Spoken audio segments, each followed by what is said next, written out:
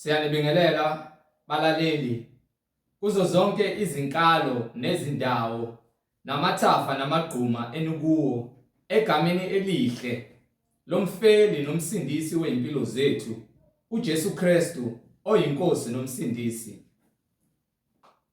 Kulabo abalalele kubo abazuzile ukukholwa okuyigugu ngokufana nokwethu ngokulunga kukaNkulunkulu wethu nomsindisi uJesu Kristu. Makwandiswe kini umusa nokuthula ngokumazi uNkulunkulu noJesu inkosi yethu. Lolu hlelo lilalele njengamanje izwi lenkosi uJesu Kristu. Izwi lenkosi uJesu Kristu. Lapho sishumayela khona, sifundise, siphinde sihlole imibhalo engcwele ngokwentando kaNkulunkulu kwindodana yakhe uJesu Kristu oyinkosi nomsindisi. Sizocela kubo bonke abantu abalalele ukuthi nibe namabhayibheli ukuze sonke sizofunda kanye sibe nokuqonda njengoba umoya ongcwele esihola ukumbula uJesu Kristu oyinkosi nomsindisi.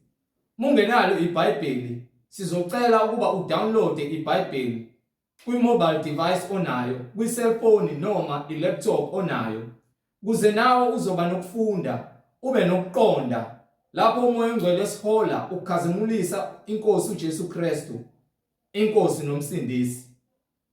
Bazalwane, kulabo abazothi sebelalele izwi lihlezi enhlizweni zabo bafune ukubhabhadiswa egameni lenkosi uJesu Kristu, ukuba bathathe imininingwane abayibona kwi-screen noma imininingwane esoyisho njengamanje.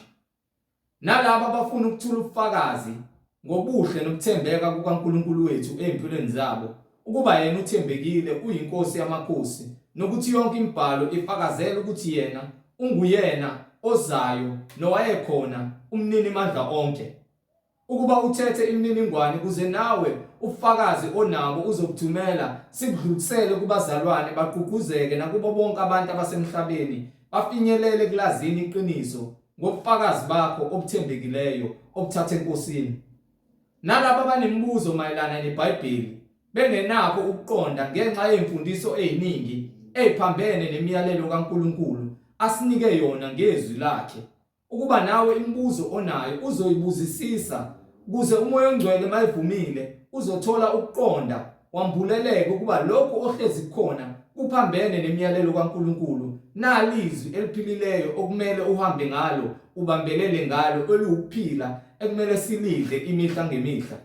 Bazalwane, ngizoqala nge-email address la sizokwazi ukuxhumana khona ethi izwilenkosi.ujesukristu@gmail.com, izwilenkosi.ujesukristu@gmail.com. Ngilandelise nge-cellphone number noma i-WhatsApp number ithi 066 566 9245, 066 566 9245.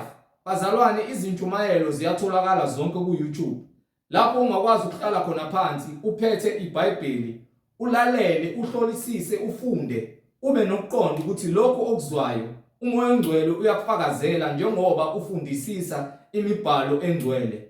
Bazalwane, ku-YouTube uthi izwi lenkosi uJesu Kristu, izwi lenkosi uJesu Kristu. Ungakhohlwa ukuthumelela nabanye abazalwane okholwa nabo, ukhonza nabo, uhlanganyela nabo ngaso sonke isikhathi manithi niyamdumisa uNkulunkulu ngokomoya nangeqiniso, ukuze nabo bahlolisise imfundiso le abayincelayo beyidla ngaso sonke isikhathi, ukuba ngabe umoya ongcwele uyafakaza yini ngayo encwadini engcwele iBhayibheli njengokusho kwemibhalo. Bazalwane, ku-YouTube usubscribe uthi izwi lenkosi uJesu Kristu, izwi lenkosi uJesu Kristu. Sizocela ukuvula ngomkhuleko simbonge uNkulunkulu ngalesikhathi esinaso samanje, ukuba umphefumulo usohlangene nenyama, nokuthi izwi lakhe likwazi ukungena ngaphakathi enhlizweni zethu, simnqobe uSathane ngayo yonke inkohliso namanga azama ukwaletha ngokungabaza, singakwazi ukuthi sihlale emfundisweni ephilileyo, kepha ngoKristu Jesu oyinkosi nomsindisi unqotshiwe, ungaphansi kwezinyawo zethu. Baba wethu osezulwini, malingcweliswe igama lakho. umbuso wakho mawufike emhlabeni njengasezulwini. Usiphe namhla isinkwa sethu semihla ngemihla. Usithethelele amacala ethu njengoba nathi sibathethelela abasonayo. Ungasingenise ekulungweni, kodwa usindise kokubi. Ngokuba umbuso ungowakho, namandla nobukhosi kuze kube phakade. Amen. Bazalwane, igama lami nginguNkanyiso Bright Zulu. Ngihamba nomfowethu uMhlengi Zondi ozobe sihola ejula kabanzi embula ngokwemfihlakalo yembhalo engcwele, umoya ongcwele ekhazimulisa inkosi uJesu Kristu, yena yedwa oyinkosi nomsindisi empilweni zethu. Bazalwane, yamkelani umfowethu uMhlengi Zondi. Amen. Ngibingelela bazalwane egameni lenkosi uJesu Kristu. Sisukuthula makube kina nonke kulabo abalalelele izwi lokuphila nalabo abaqalayo ukubuka. Sithi uNkulunkulu makakhazimuliswe ezinhliziyweni zenu nasezimpilweni zenu. Umusa nuthole nubambelele kuwo ukuba isona sikhathi lesi esibekiwe sokuba bonke abantu bamukele umusa oqhamuka ezulwini okuyizwi lokuphila elingasoze labuna, elingenayo expiring date. Izimpahla enizigqokayo zinesikhathi lapho ziphelelwa khona, i-guarantee. Kanjalo nokudla nikudlayo kuya expire.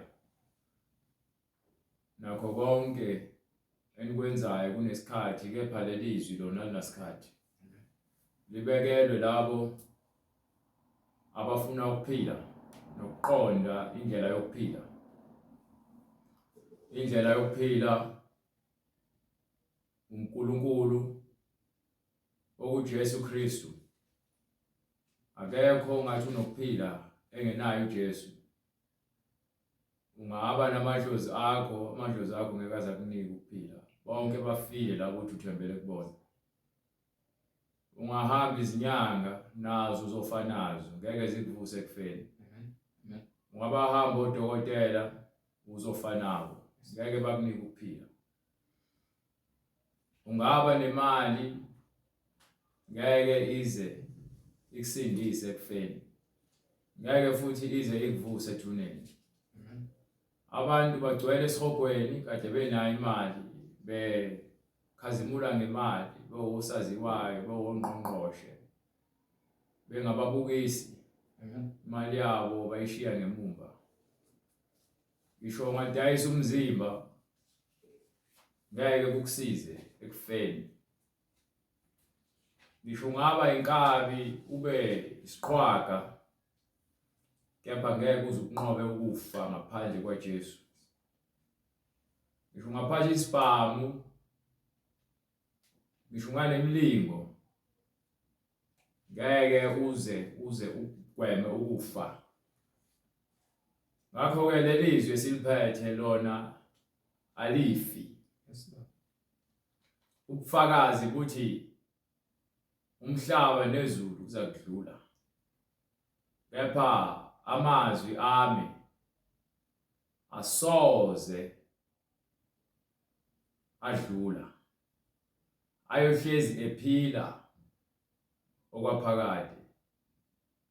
Ngakho-ke uJesu uma ethi mina ngiyisinkwa sasezulwini, odla mina aphuze igazi lami akasoze afa. Noma inyama ihlukana nomphefumulo, uthuli liya othulwini. Kepha umphefumulo walowo odlile isinkwa sasezulwini, yena unokuphila okuphakade. Ngakho-ke ngoJesu sinokuphila. Ikona esikufunayo, ikona esikuzuzile ngokuthobeka nangokuzinikela ekutheni siyekele uJesu ukuba aphile kithi. Namhlanje sithula ubufakazi ukuthi uJesu uyaphila, uyinkosi ebusayo okwaphakade. Into eyenza ukuthi uJesu abe inkosi Ingokuba unqobile ukufa. Wakubona ukufa, wafika wakuhlula. Wayesekhuphukele ezulwini. Manje ke uthi unguye owayefile, manje uyaphila futhi uphila uphakathi. Lokho ngeke uzokukholwe ngenhliziyo yenyama, kepha okwamoya. Ngokuba ithi incwadi, ungiphe lapha incwadi yaseKorinte. Incwadi yokuqala kwaseKorinte, sahluko 2. Kusukela kuverse 13 noma uqale kuverse 12. Ngokuba sifuna ukuhlola ukuthi ngabe ukuphila nokukholwa okwenyama noma okamoya. Incwadi yokuqala kwabaseKorinte isahluko sesibili iverse le-13 Verse 12. iverse le-12 Kunsheshe bright. kepha thina asamukelanga umoya wezwe kodwa umoya ovela kuNkulunkulu. So ukwamukela umoya ovela kuNkulunkulu awamukeli ngenyama. Wamukela ngokuthobeka ukuthi lo moya lo uyawuzwa hayi ngenyama, ngamadlebe enyama cha. Kepha ngokukamoya, ngokuba izinto zikamoya zihlangana kamoya. Kepha kwenyama kuhlala enyameni. So izwi likaNkulunkulu alihlala enyameni. Yebo, egazini lomuntu kukhona ukuphila. Kepha umoya kaNkulunkulu wona iwona owenza ukuthi igazi lakho libe nokuphila. So uma lifika izwi likaNkulunkulu lifika lingene kulomuntu ongaphakathi kwena. Libulale lo muntu oyisidalwa sokona. Khona umuntu oyisidalwa sokona ngaphakathi futhi. Lo muntu wenhliziyo ofuna ukwenza izinkanuko zenyama. Inyama ifuna konke. Kepha labo abaphila ngezwi bezwa izwi balenze ngaphandle kokuthi ke bazinikele emsebenzini yenyama. Uma sowukholelwa kwizwi lokuphila, kwizwi likaJesu, njengokuba ephila, lezwi leli usinikele lona ukuthi yena uyaphila. Asishumayeli lelizwi njengomlando, sishumela lelizwi njengokuba liyaphila. Uthi yena unguJesu izolo namhlanje naphakade. Into ekhona izolo namhlanje naphakade uthi yena akaguquki. Wena ungaguquka uhambe uyobumzenzisi, uhambe uyobixoki, kepha yena umile. Uthi uthembekile. Ngakho ke njengoba ephila, izinto zakhe ziziwa yilabo abanezinhliziyo ezithobekileyo njengaye. Ngeke uzwe izwi likaNkulunkulu unenhliziyo yempakamo. Ngeke uzwe izwi likaNkulunkulu wena uzibona ulungile. Ngakho ke bonke abantu abezwa izwi likaNkulunkulu, abantu abezwayo izinto zikamoya. Ngeke ngenyama khohlwa. Inyama ifuna utshwala, ifuna ugwayi, ifuna ukufeba, ifuna ukuphinga, ifuna ukuqamba amanga. Kepha izwi umoya oyingcwele akafuni yonke leyo nto leyo. Ngakho uma uphila wena impilo yeqiniso, zonke lezi zinto lezi ezikhanukwa inyama eziphambene nezwi eliphilayo likaJesu, ngeke uzenze uma ukholwa ngokweqiniso. Kepha izikhohlakali nabazenzisi bafuna ukwenza konke. Abantu abangakholwa ngokweqiniso bafuna ukwenza konke. Batholakala ebumnandini, emdidini, emabheshini. Abesifazana abakholwayo bafaka amawigi nopende ebusweni namacici. Abantu bayakholwa, bakholelwe emadlozini akubathakathi. Abantu bayakholwa badlala amalotho. Manje ke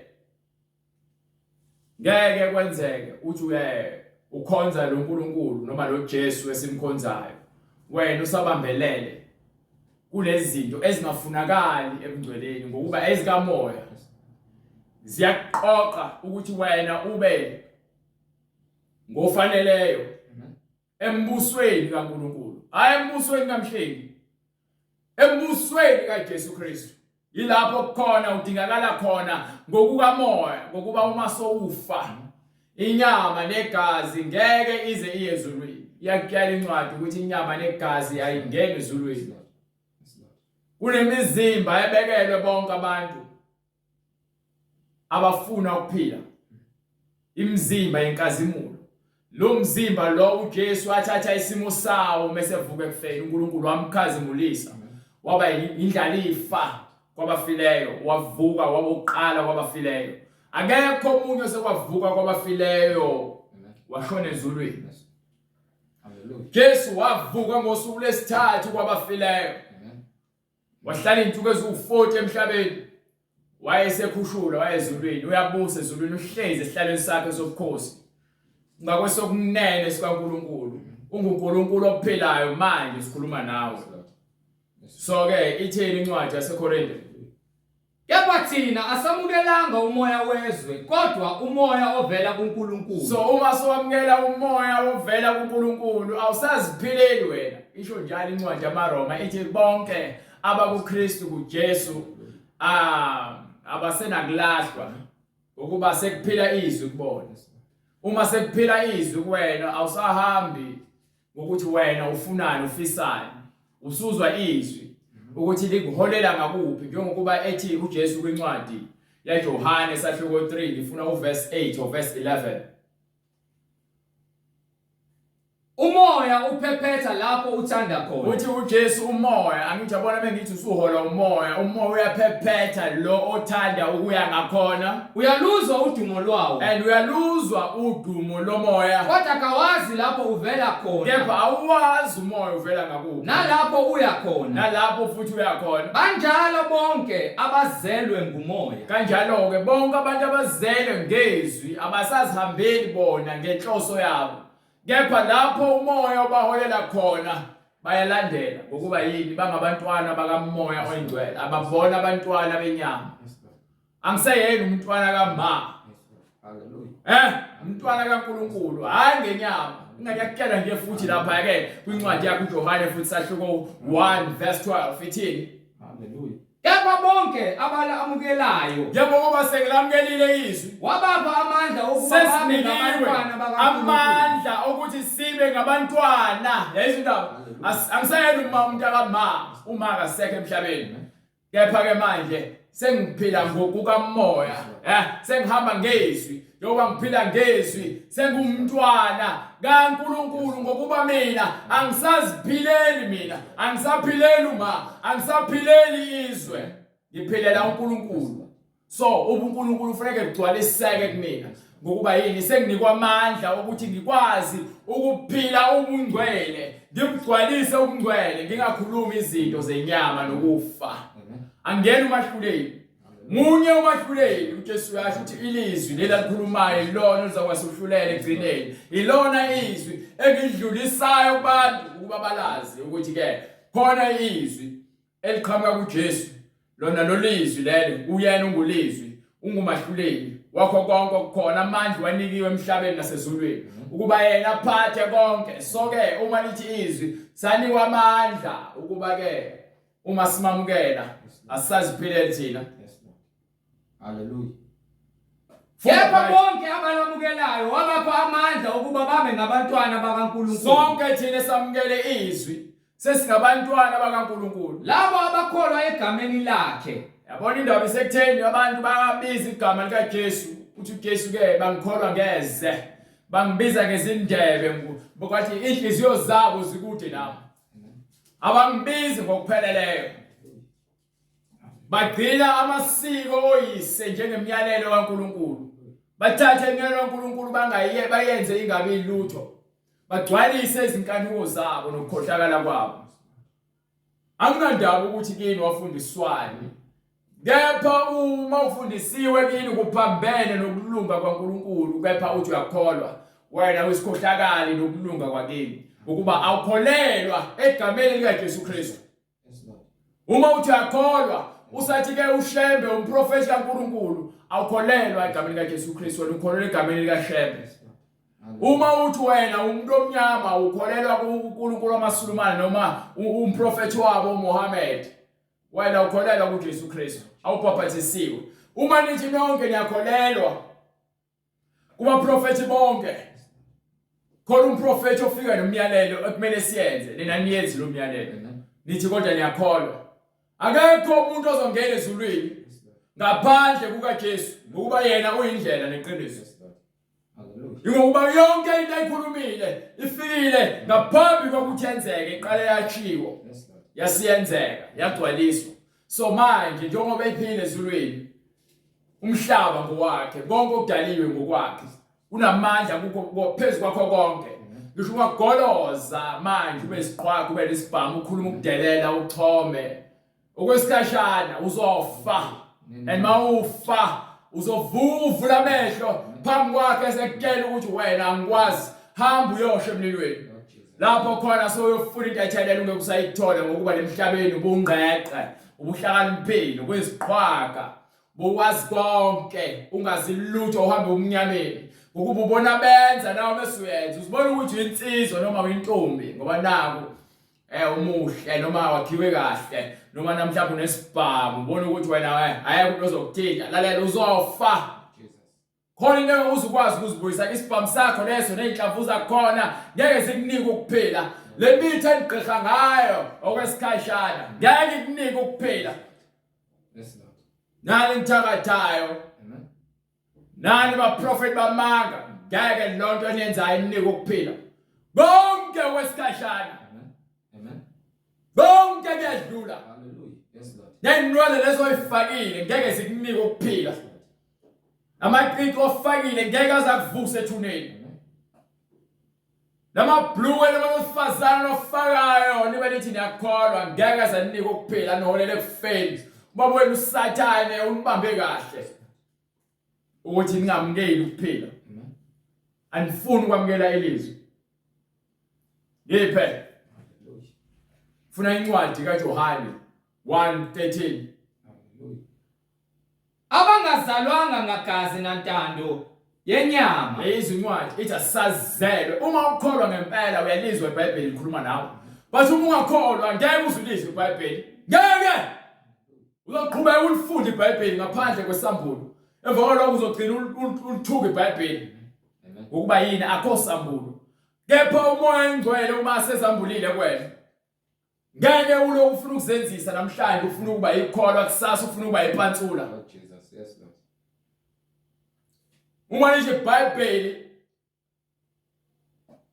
lowo olungileyo uphila ngokukholwa ukuthi izwi liyakuhola uma ithi incwadi uJehova ungumalusi wami angiyukweswela uyangihola emadleleni bese afika uJesu athi mina ngumalusi athi uJesu mina ngiyindlela neqiniso lo ngumalusi aphinda athi yena futhi uyindlela neqiniso aphinda athi yena umalusi atshela uyindlela neqiniso athi angeke uzowungene ngenye indlela yinye indlela yokungena ezulwini ingakho ethi-ke zimbili izindlela khona indlela eyekufeni khona indlela eyekuphileni khona indlela ebukeka iyinhle emehlweni akho uma uyiphila noma uyihamba kepha isiphetho sayo isihogo kanjalo-ke khona indlela ebukeka inzima emehlweni akho nasenyameni kepha isiphetho ukuphila ukuba ukuphila kuza nezinhlupheko nokulingwa nokuhlolwa kepha-ke uma uzohlala kulowo okuholayo umlandele ngokuba-ke yena akabaqhuba abantu othi-ke ngingumholi bonke bezwa izwi lami bayalizwa bese bayangilandela ngingumalusi olungileyo labo nginike bona ubaba ngeke baze baphume esandleni mina haleluya ngifuna chapter 10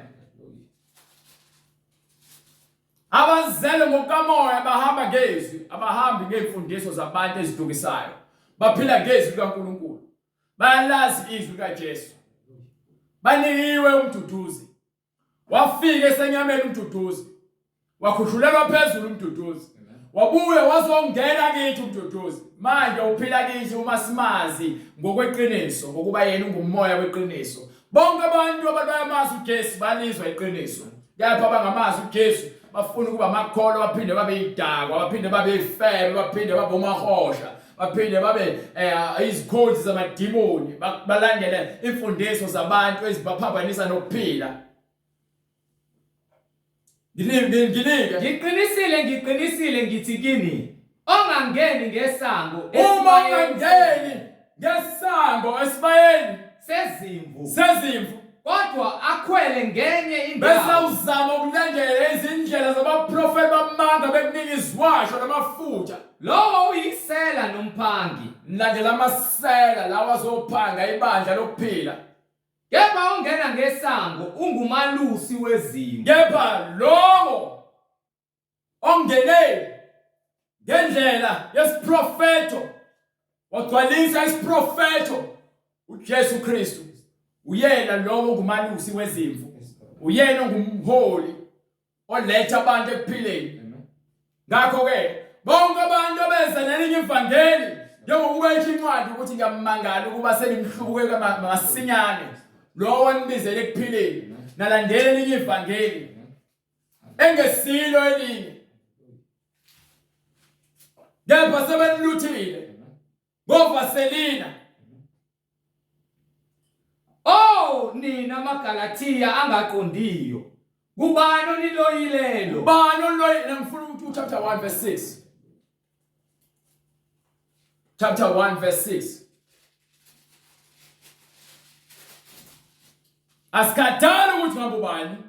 ngiyamangala ngokuba nimhlubuka masinya kangaka Sengihlubuke masinyane kangaka yena onibizela emuseni kaKristu nakuzelwe emseni wokuphila okuKristu niye kwelinye ivangeli sengigijimela amanga elingesilo elinye nigijimela amanga newathanda amanga bebentshela amanga nizizwa kangcono. Ingakho ke lize lithi iBhayibheli ke abantu besifazane bayabahola abantu bami bantu bami laba baniholayo baniholela efeni. Izingane ziyababusa abantu emabandleni awunakuholwa izingane kwenziwa amaphathi emasontweni ama-after party after tears kuphela ukuba bakhona abanididayo ngokuba ke anisalandeli ivangeli ngokuba ke senigcwele ukuba amavila seniyizilambane nje nilandela ibhodwe eliqonzayo. Ingakho ke sekukhona abanididayo ngokuba iBhayibheli anisalifunda umoya engcwele anisawazi bethanda ukuphendukezela ivangeli likaKristu. ingakho emasontweni kugcwele omama bagqoka amabhluku abapenda izinwele bagunda amakhanda bangamboza amakhanda baqede bazozibiza ngo-lady bishop bazibize ngabapostoli bame emva kwepulpit bayashumayela sekuyibona abaholi bandla kahle hle aniboni ngokuba nilazi iBhayibheli futhi ke nigcwele usathane enhliziyweni zenu. Ingakho ngingafuni ukuvula iBhayibheli ingakho ngingafuni ukushiya amabandla amanga ngoba yini nilandela izinto ezijabulisa izinhliziyo zenu bethanda ukuphendukezela ivangeli likaKristu. babhlanakazela ivangeli likaKristu.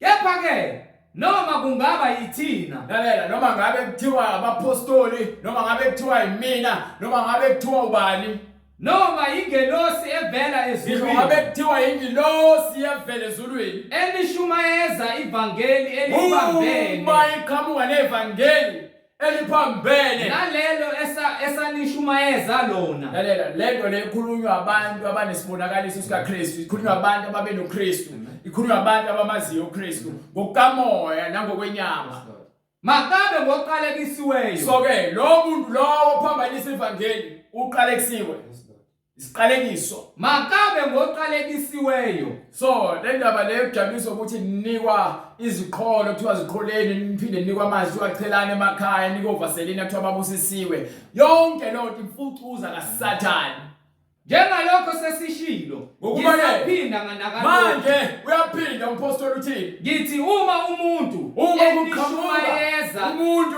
ezoshumayeza ivangeli eliphambene eliphambene nalelo enanamukelayo yabona ivangeli eliphambene ngeke lize ngeke uthi uza nevangeli eliqondile uphikisane nento ebhalwe phansi. Wonke umuntu uyakholwa, ukholwa ngokuthi wazi into ebhalwe phansi ngokuba incwadi yaseMaroma, right?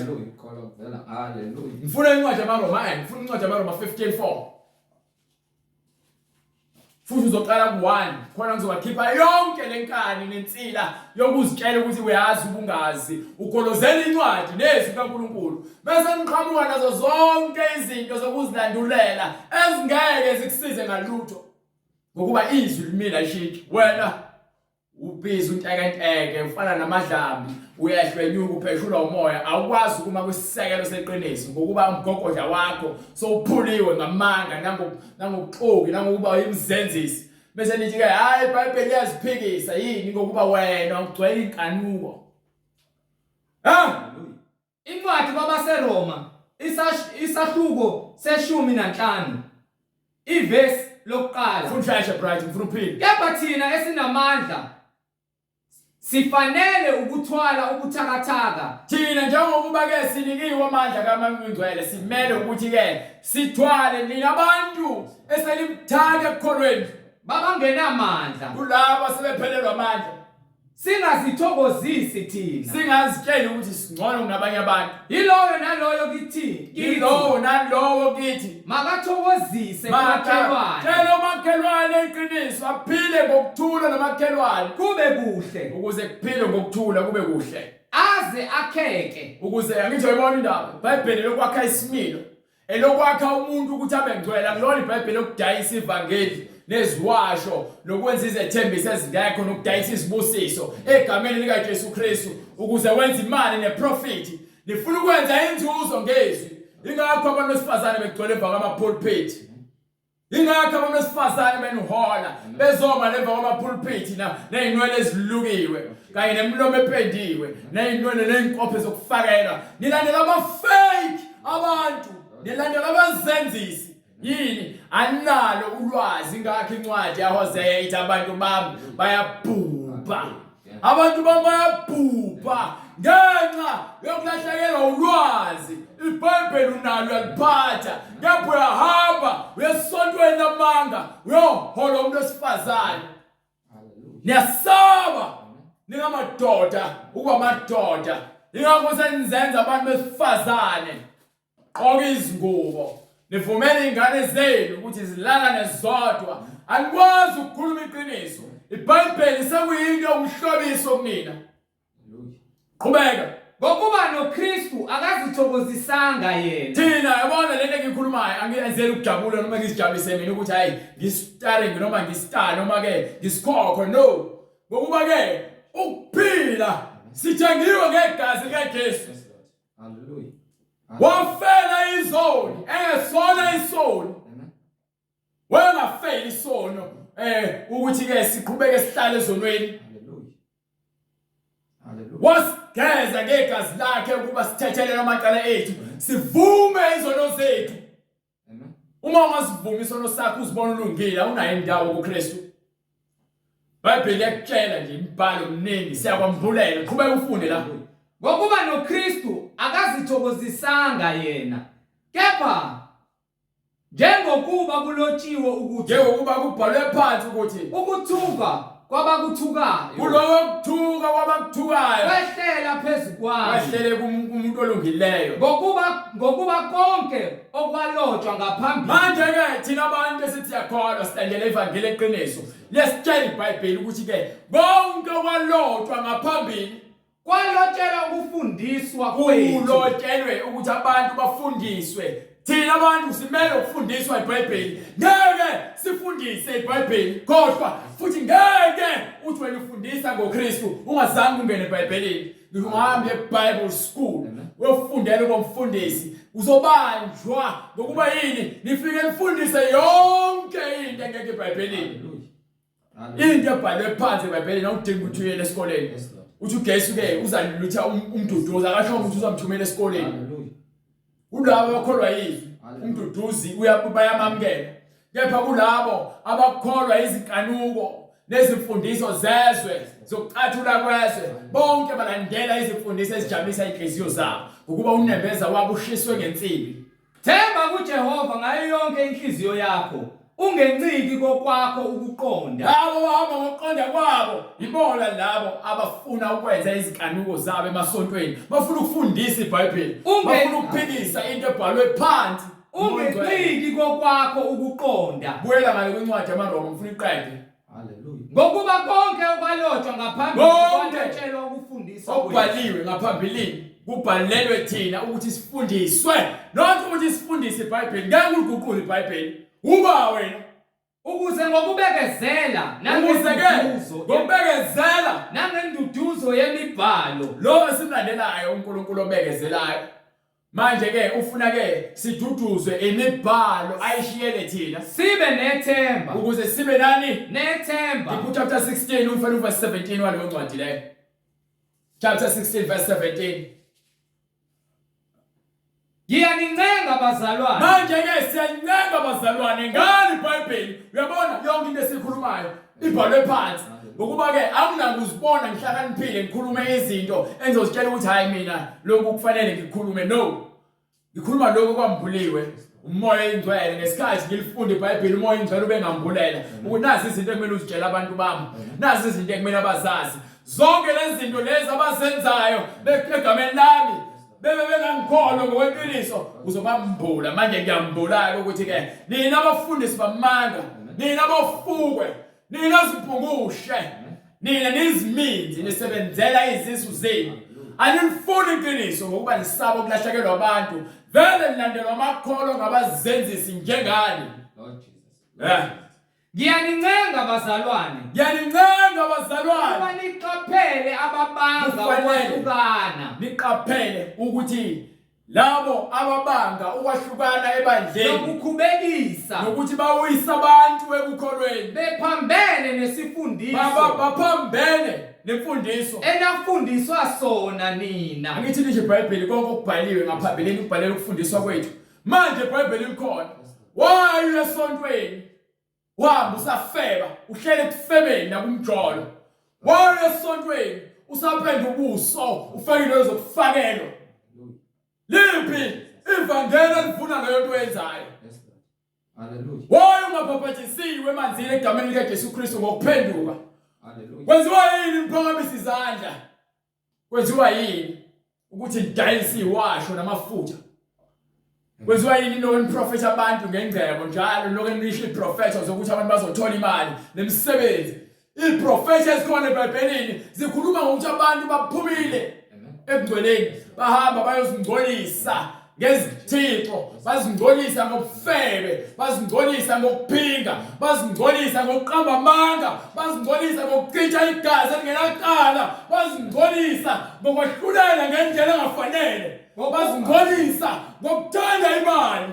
Ngokuba abanjalo abayikhonzi inkosi yethu. Bonke labo abafundisa levangeli eliphambene nokuphila baprofetha izinto ezingekho eBhayibhelini abamkhonzi lo Jesu esimkhonzayo. Ngokuba abanjalo abayikhonzi inkosi yethu uKristu. Abalandeli uJesu Bakhonza isisu sabo. bakhonza yini? Isisu sabo. Bathanda yini? Isisu sabo. Yonke into abayenzayo bayenzela ukubukwa bahamba ngezimoto ezibizayo bese ke beqhosha ukuthi banani, bagqoka amagolide, bahlobe emasontweni kuyamithiswana, emasontweni kuyabulawana, emasontweni bayazondana, babanga izikhundla.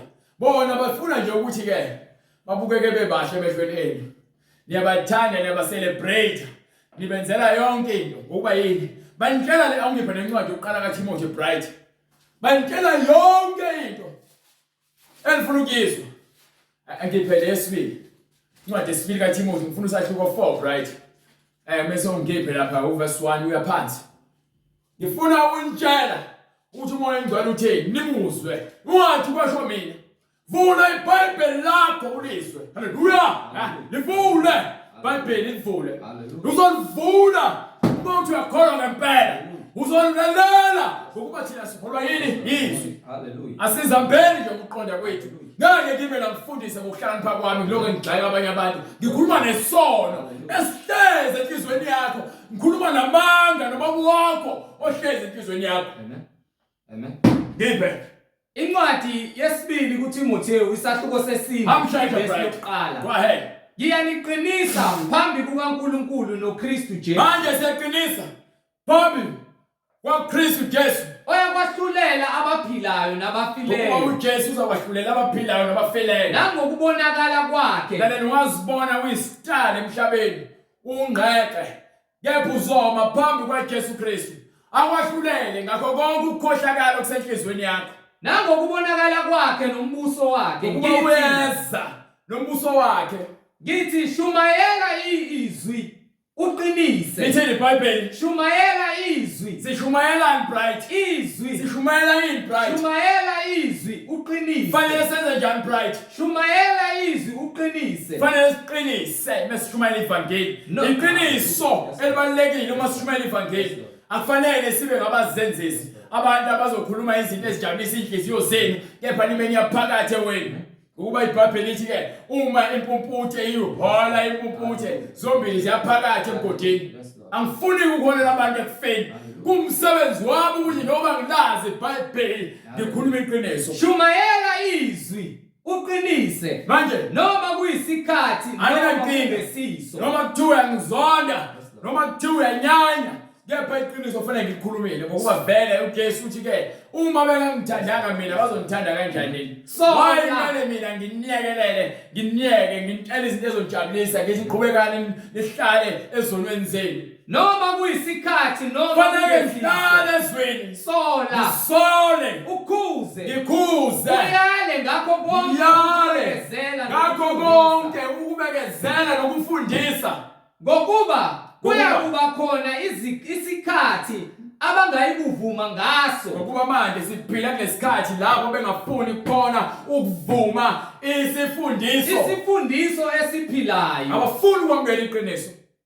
Bajabuliswa amanga, baphithazwa amanga nezinto abazibona ku TV. Bafuna ukuzenza, bafuna ukwenza konke ukungcola bebe bayakholwa. Ngokuba kuyabukhona isikhathi abangayikuvuma ngaso isifundiso esiphilayo. Ilesikhathi manje lapho bengafuni ukwamukela isifundiso esiphilayo. Kepha ngokwezinkanuko zabo. Kepha bahamba ngezinkanuko, izinkanuko izimfuno zenhliziyo yakho ezithandwa wena, hayi ezithandwa uNkulunkulu. Jesus.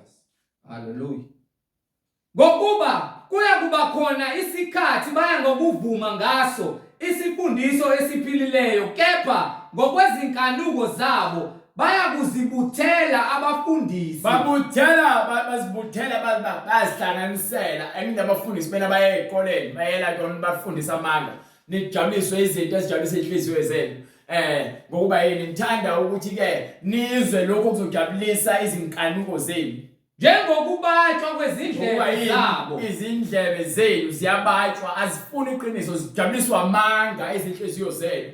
Befulathelisa izindlebe zabo eqinisweni. Ukuba babalekisa izindlebe zabo bazibhekisa le eqinisweni, abafuni ukubeka indlebe zabo bathamele iqiniso. Baphambukele ezinganekwaneni. Bathanda insumansumane, bathanda ulalela izinsumansumane ngezinganekwane.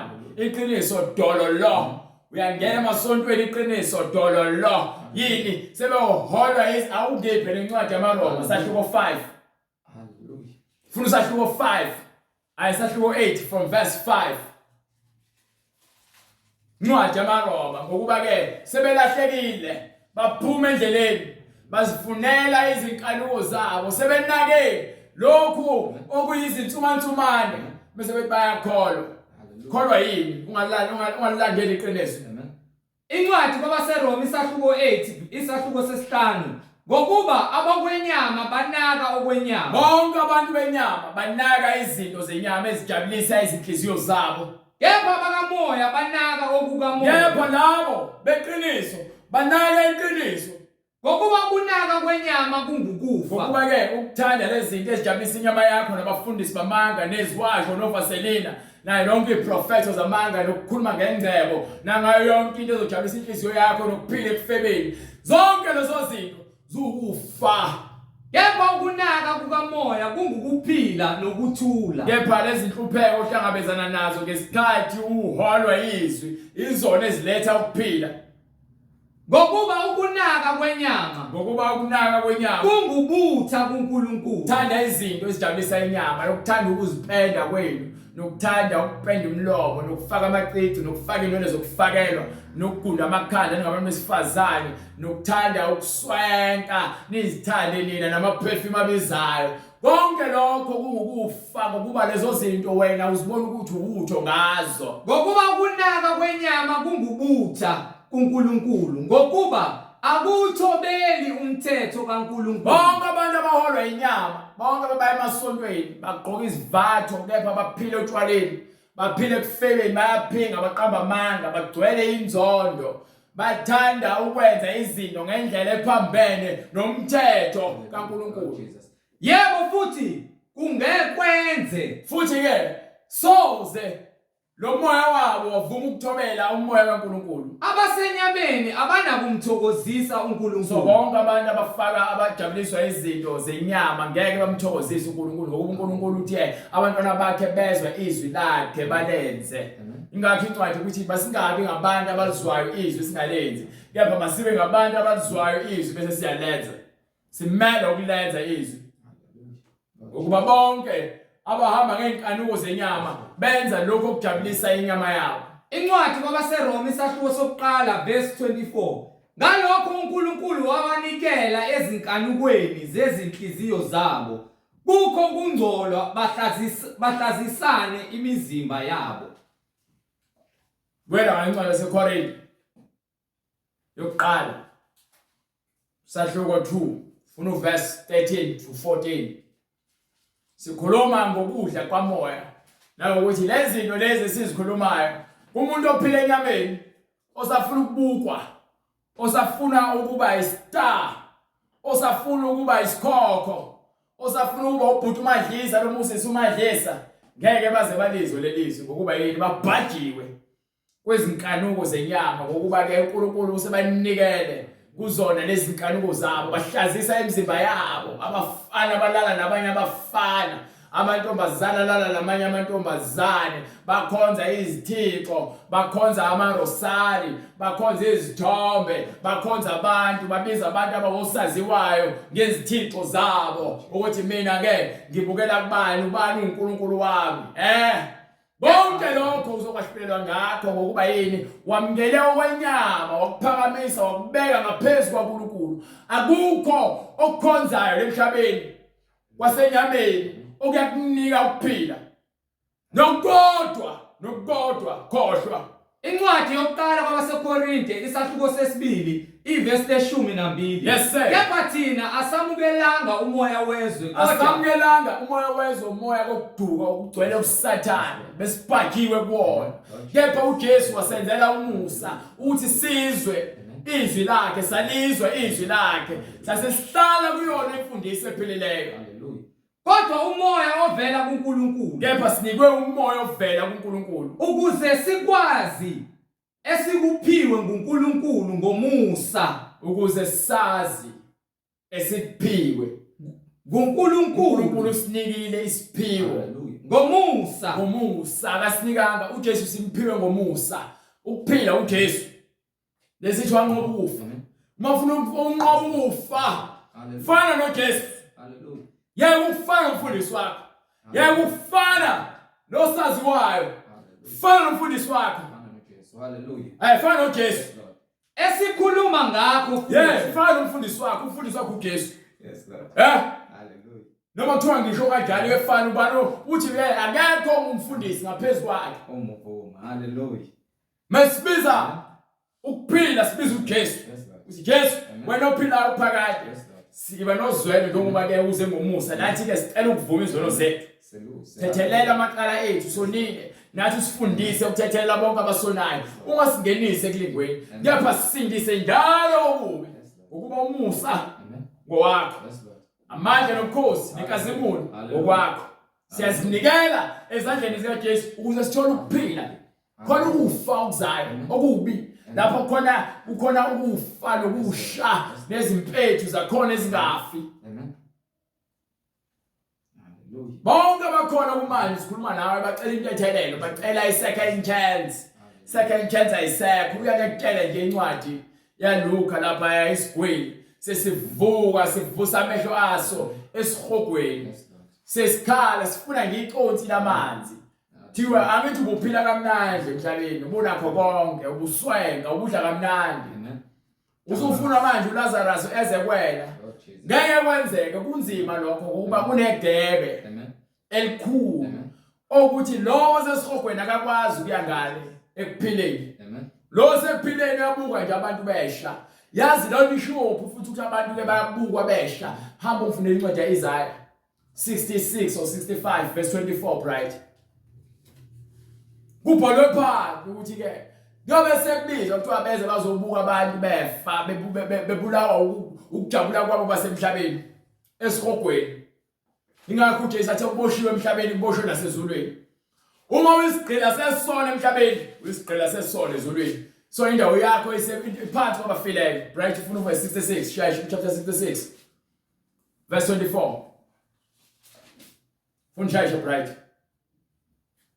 bayakuphuma babone izidumbu zabantu zabo bonke laba abazijabulisayo manje abaphambukile uletha ukuza olwazeni kaNkulunkulu bephambukile abaphambukile kimi baphumile kuJesu baphumile kuNkulunkulu ngokuba izimpethu zabo ayikufa lempethu yabo ngeke ize ife nomlilo wakhona awuyikucima soze wacisha babe yisinengiso yonke inyama isinengiso baphile ngokuzijabulisa betamasa bedla kamnandi bephuza bedakwa befeba betshontsha bebulalana bezondana bafele emanyaleni bavuka kuphi esihogweni bazithande bona kakhulu ngaphezulu kaNkulunkulu bavuka esihogweni nakhona ke lapho impezulu yakhona seziyibonus yalokuphila kwakho ngiphela yonke inomkhomelo wakhona so le gebe elikhona phakathi kwendawo yabaphilayo nendawo yabafileyo iyona lezi ukuthi ke ungakwazi ukuwelela ngale noma sokucela iconsi lamanzi ungakwazi ukulithola ngoba unqabile iconsi lamanzi emhlabeni wena ngale incwadi yaseKorinte sahluko 2 verse 13 and 14 right esikhuluma ngakho futhi lokho esikhuluma ngakho kungengamazwi afundiswa ngokuhlakanipha kwabantu kodwa buka yonke into esikhulumayo manje sithatha kuphi sithatha ezwini lakhe ophilayo and ukhuluma ukuphila uyasitshela izinto ekumele sizizwe lezi zinto anzizwe ngona ngokuhlakaniphila akho ukuhlakanipha kwami la bonke kwambuliwe uma uSolomon ekhuleka uthi uke ucela kube khona uqonde enhlizweni yakhe akwazi ukuhlukanisa okubi nokuhle nina asahlukanisi nina anikwazi ukuthi ukuthandaza nithandazela ukuthi nibe nazo zonke izinto ezijabulisa inyama nezibhathekayo wazi ukuthi uNkulunkulu ukweleta imoto ukweleta umsebenzi uma ungawuthola umsebenzi ukhuleka kusho ukuthi kumele uphume manje uyozinikela emanyaleni ukuze uyawuthole umsebenzi ofunayo manje lokuhlakanipha lokho akubona kwami ungangibheki mina vula iBhayibheli sambe ngombhalo obhalwe phansi eBhayibhelini haleluya Jesus esikhuluma ngakho futhi angizwa la ngiyithanda le verse bright lithi esikhuluma ngakho futhi akukho ukuhlakanipha kwenyama kungengamazwi afundiswa ngokuhlakanipha kwabantu asikhuluma izinto ezikhulunywa kaShembe asikhuluma izinto ezikhulunywa eMaromini haleluya asikhuluma izinto ezikhulunywa amaMuslim sikhuluma into ebhalwe phansi yonke into esixoxayo ebhalwe phansi eBhayibhelini asizifanisi nabanye abantu ubana usithi ke sifuna uthando abantu basilandele silandela izwi elipheleleyo kuyilona lesahlulelayo ukuze sikwazi ukuthola ukuphila asikhuluma ukuhlakanipha kwethu lezi zinto ziyambulwa kwena uma uzothembeka kuNkulunkulu naNkulunkulu uyathembeka kwena akashintike yena kungengamazwi afundiswe ngokuhlakanipha kwabantu yebo afundiswa ngumoya afundiswa yini afundiswa ngumoya sikhuluma ngezinto zikamoya abantu benyama ngeke basoze bazamkela abaholwa inyama sichaza okomoya ngokomoya umuntu haleluya umuntu wemvelo haleluya umuntu wemvelo akakwamukeli soze kamoya kaNkulunkulu soze umuntu wemvelo oholwa inkanuko zakhe obanjwe umoya obumnyama amukele levangeli soze ngokuba kungubuwula kuye ngokuba yini sikhuluma yini kungubuwula kuye kulabo abazitshela bahlakaniphile behlweni abo lento esizikhulumayo ziwubulima angeke uqonde soze ngokuba kubonisiswa ngokomoya Hallelujah. sikhuluma ngokamoya siyahlukanisa izinto zikamoya Yes, Lord. ukuba lezi zinto lezi inyama ngeke isiziqonde kwakumele siyithobisile inyama yethu ukuze samukele lelizwi sikwazi ukwambulelwa lezi zinto zikamoya ngeke uze uzamukele ngeke zambule kuwena usahamba ngokwenyama usagcwalise inkanuko zakho ngokwenyama soze lezi zinto ngeke zinikwe wena khohlwa Amen. ukuba zubula kulabo abasafuna ukugrova zubula kulabo abasafuna ukupenda ubuso babenza izinwele bafaka izingubo bengabafana bafaka amabhluku bengamantombazane zubula kulabo abasafuna ukuba kudayisa ukuba bafuna ukuba mahosha babe izitaba vele ku TV benza yonke imikhuba zubula lezi zinto lezi Amen. Amen. kulabo abasafuna ukubhema insango babhema ugwayi baphuza utshwala bahlale ebufebeni zubula lezi zinto umuntu wemvelo kakwamukeli ngokukamoya umuntu wemvelo elokuthiwa bakho phansi enhlabathini Yes, Lord. uyena lo ongafuni kwamukela manje uNkulunkulu akafuni Lord Jesus. uyagoloza Lord Jesus. uzibona lungile emehlweni Hallelujah. kepha labo abamukelayo izwi bathola ukuphila okuphakade ngokuba basazalwa ngokwegazi nokwenyama kodwa bazalwa ngokamoya Hallelujah. uNkulunkulu ngumoya Hallelujah. ukuthi labo abamfunayo nabakhonzayo Moya. kufanele bamkhonze ngokwemoya nangokweqiniso Amen. ngokuba kubonisiswa ngokomoya ukuba lokhu kwaNkulunkulu kubonisiswa ngokomoya kepha ongowomoya ongowomoya ubonisisa konke inkinga ke asahluleli ngokwenyama sibuka izinto ngeso likamoya ingakho sibona yonke into angithi bengifika abantu bekhuluma ngifuna ukuthatha isayidi ngibheke ukuthi uNkulunkulu uthini mase uNkulunkulu wrong Yes, Lord. mina ngimela le kusho khona uNkulunkulu angeke ngithi mina hayi ngoba ngiyakwazi wena hayi right hayi ngoba umuhle wena noma unemali wena right no sebenzi kanjani Hallelujah. uNkulunkulu akube ukuthi ke wonke umuntu ngumqambe manga Yes, Lord. kepha uNkulunkulu uqinisile Amen. so ke uNkulunkulu eqinisile akashintshe yena abantu bayashintsha bashintsha imbala njengonwabo njengoba kwabo uSathane ezenza ingilosi yokukhanya bengumnyama ukuhlakanipha kwenyama kuyabhubha kumele ukwazi lokho right banika incwadi yezenzo baqela intethelelo uNkulunkulu incwadi yezenzo sahloko 2 verse 38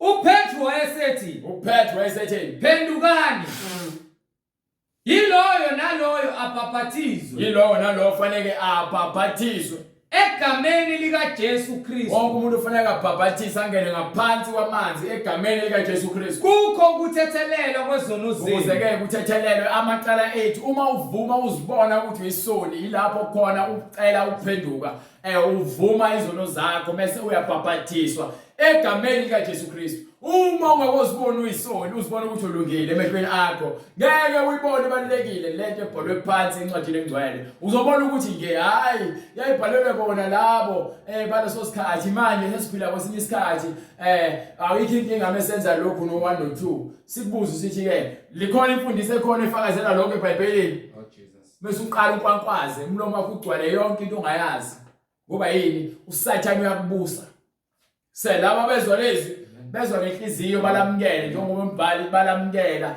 laba bamukela ivangeli base bengena ngaphansi kwamanzi ngoba base bebona ubunqunu babo bathethelelwa izono zabo ngokuvuma ukuthi uJesu uyinkosi babhaphathiswa ke egameni lakhe lo yinkosi ukuze bathole isiphiwo sikaMoya Ingcwele bathethelelwe izono zabo phendukani yiloyo naloyo abhaphathizwe yilowo nalowo fanele abhaphathizwe egameni likaJesu Kristu egameni likaJesu Kristu kukho ukuthethelela kwezono ukuze zenu sithethelelwe amacala ethu khona niyakwamukeliswa sobe sesinikwa isiphiwo sikaMoya Oyingcwele isiphiwo sikaMoya Ingcwele ngokuba isithembiso ngesenu ukuba nesabantwana lesithembiso esethu esabantwana bethu esabo bonke abakude esaba bonke abakude bonke inkosi uNkulunkulu wethu eyakubabiza eyakubabiza wafakaza nangamanye amazwi amaningi wabayala wathi zisindiseni kulesizukulwane esiphambeneyo. Zisindiseni kulesizukulwane esiphambeneyo. Manje ke uma sobona ukuthi ke ufuna ukuzisindisa,